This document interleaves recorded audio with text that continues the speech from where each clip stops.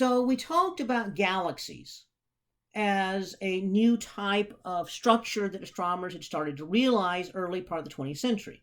And so whenever you discover something new, you find a bunch of them, scientists try to classify that.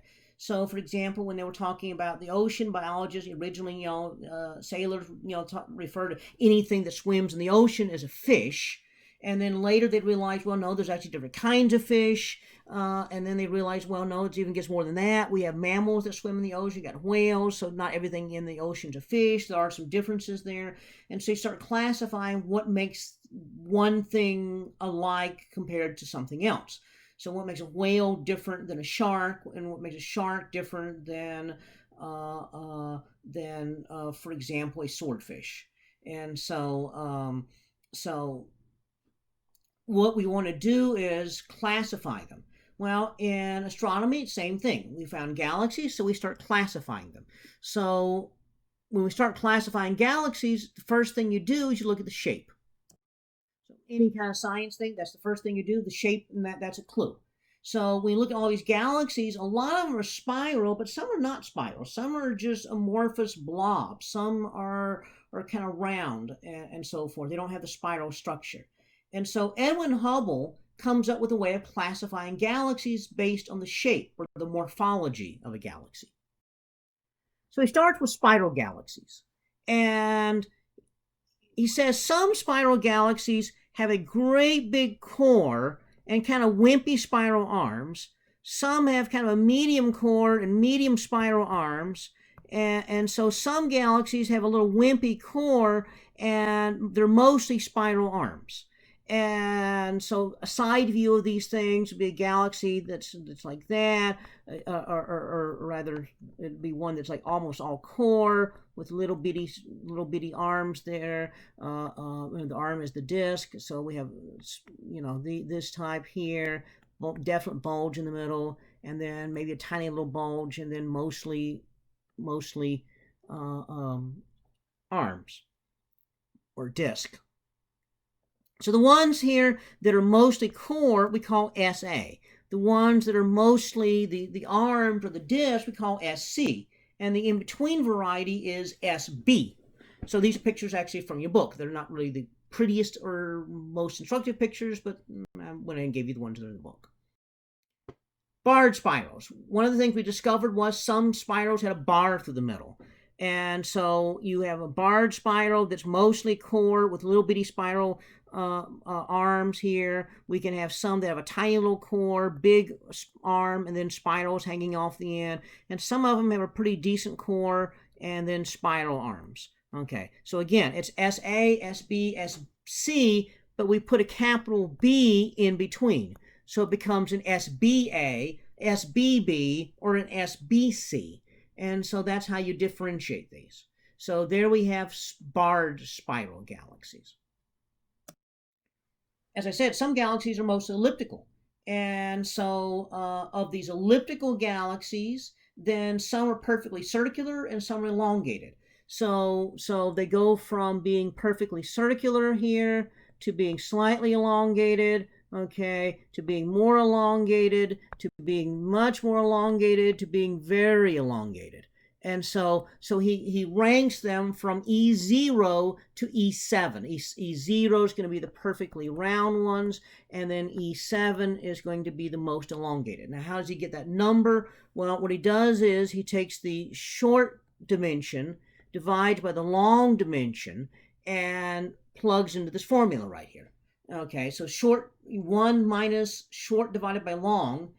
So obviously if short equals long, in other words, if it's perfectly round, then 1 minus 1 is 0, so 10 times 0 is 0. So that'd be a perfectly round one.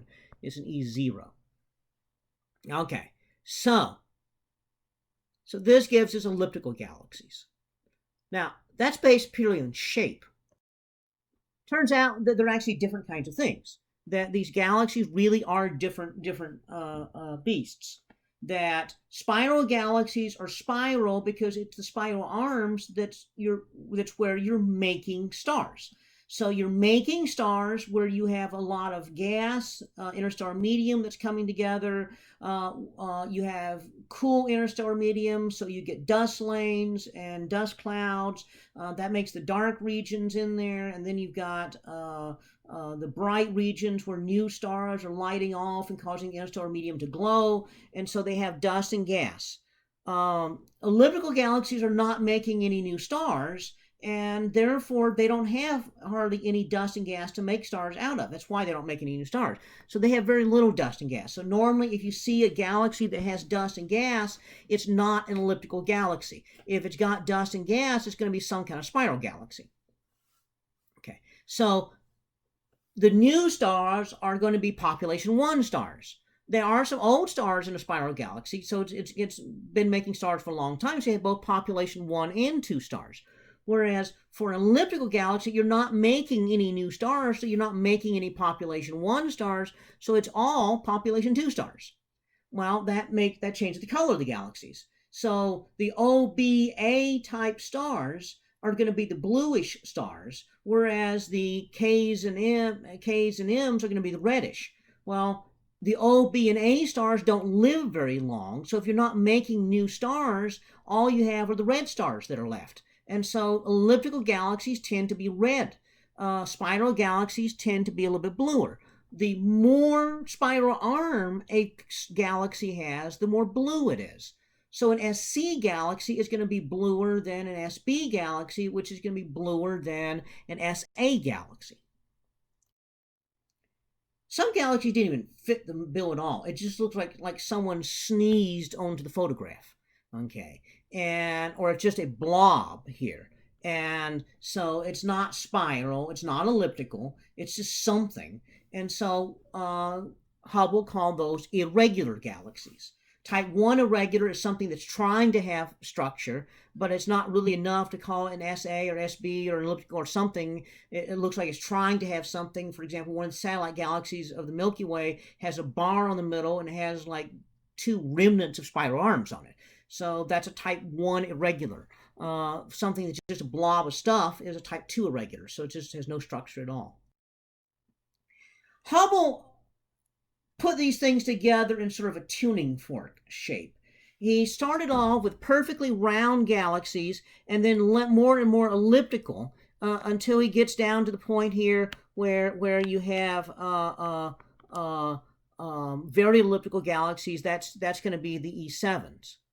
And then he imagines that you have SA or an SBA, in which the core is the biggest thing with small spiral arms, and then an SBB or SB, or an SC or an SBC, and those galaxies right there turn out to be mostly SCs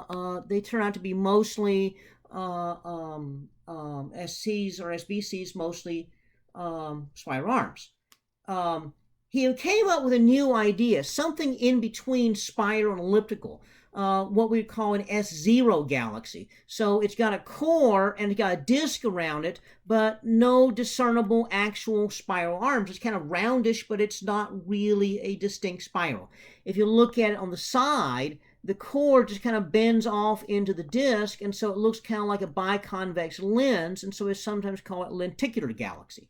So it's this transitional stage between spiral and elliptical galaxies. Now, Hubble originally conceived of this as an evolutionary thing. In fact, when I was a kid, there was a book that I had that, as a kid that indicated that maybe galaxies start off perfectly spherical, and as they spin, they flatten out, develop a disk, and then something happens to make either a bar or not, and then eventually they all fall apart and make an irregular galaxy. That idea is absolutely, positively not what happens. Because the elliptical galaxies contain old stars, these contain gas making new stars. There's no gas over here to start the process, and so you cannot turn from elliptical into a spiral. I mean, maybe if you take a spiral and rip all the gas out, you can make an elliptical, but you can't go the other way. So Hubble's original idea does not actually apply in the real world. but it's still kind of a nice idea to remember here in terms of the order of things. Okay, so lenticular galaxies, these are things that are you can, for example, right here you can see hints of dust lanes in there. So it's not an elliptical galaxy. So there's a hint of dusting in there, but it's not a true spiral shape, and so you would call that an S0 galaxy. There's actually a really cool Hubble tuning fork with pictures right there. And so this introduces the idea of the Hubble class. There's actually improved versions of the Hubble classification beyond just SA, SB, SC, or whatever. And so you don't have to learn the full-blown tuning fork, but there are ways of expanding beyond the original Hubble classification. Okay. One thing that Vesto Slipher discovered was that all these galaxies tended to be redshifted except for one. We'll talk more about that later, because that has a lot to do with the structure of the universe. Hubble's system was based primarily on the shape of a galaxy, the morphology. Later astronomers got to thinking, well, maybe instead of based on just what they look like, we should base the classification on what they are. And so Morgan and Keenan, the guys that did the luminosity classification system, came along with a way of classifying galaxies. And they did it based on the spectrum of the galaxy, the spectrum in the core of the galaxy, the spectrum in the outer part of the galaxy, and developed something called the Morgan classification system. And what we discover is that all SAs tend to have the same Morgan classification. All ellipticals have the same Morgan classification. All SCs have the same Morgan classification. It's a whole lot easier to just look at a galaxy and classify it by the way it's shaped than it is to do all the spectral analysis. So that's why we almost never use the Morgan system much. So we primarily use the Hubble system. The only classification still used out of the Morgan system are giant ellipticals in the middle of galaxy clusters, which actually tend to be a little bit different than other elliptical galaxies, and we call them CD classification galaxies, or CD galaxies. So they are slightly different than the others, and we'll talk more about that later. It's kind of a graphic here showing sizes between galaxies. CD galaxies are among the biggest galaxies in the entire universe, and then spiral galaxies tend to be in here, and then most little dwarf galaxies are either irregular galaxies or elliptical galaxies.